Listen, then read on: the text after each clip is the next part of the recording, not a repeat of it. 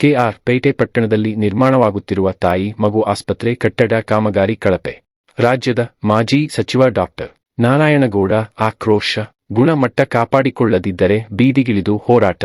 ಲೋಕಾಯುಕ್ತಕ್ಕೆ ದೂರು ನೀಡುವ ಎಚ್ಚರಿಕೆ ನೀಡಿದ ನಾರಾಯಣಗೌಡ, ಕೆಆರ್ ಪೇಟೆ ಪಟ್ಟಣದಲ್ಲಿ 28.50 ಕೋಟಿ ರೂಪಾಯಿಗಳ ವೆಚ್ಚದಲ್ಲಿ ನಿರ್ಮಾಣವಾಗುತ್ತಿರುವ ತಾಯಿ ಮಗು ಆಸ್ಪತ್ರೆ ಕಟ್ಟಡ ನಿರ್ಮಾಣ ಕಾಮಗಾರಿಯನ್ನು ರಾಜ್ಯದ ಮಾಜಿ ಸಚಿವ ಡಾಕ್ಟರ್ ನಾರಾಯಣಗೌಡ ಭೇಟಿ ನೀಡಿ ಪರಿಶೀಲನೆ ನಡೆಸಿದರು.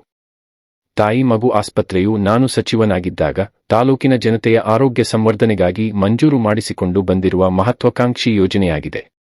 ಆಸ್ಪತ್ರೆ ಕಟ್ಟಡ ಕಾಮಗಾರಿಯು ಸಂಪೂರ್ಣವಾಗಿ ಕಳಪೆ ಗುಣಮಟ್ಟದಿಂದ ಕೂಡಿದೆ. ಗುತ್ತಿಗೆದಾರರು ಹಾಗೂ ಅಧಿಕಾರಿಗಳು ಪರಸ್ಪರ ಶಾಮೀಲಾಗಿ ಕಳಪೆ ಕಾಮಗಾರಿ ನಡೆಸಿ ಸರ್ಕಾರದ ಹಣವನ್ನು ಲೂಟಿ ಹೊಡೆಯುತ್ತಿದ್ದಾರೆ.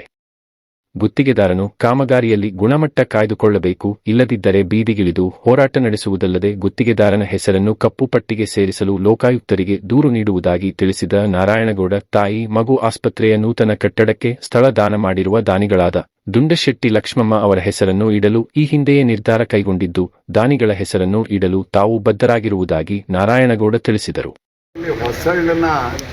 ತುಂಬ ಸಾಹುಕಾರಗಳಿದ್ರು ಆ ಸಂದರ್ಭದಲ್ಲಿ.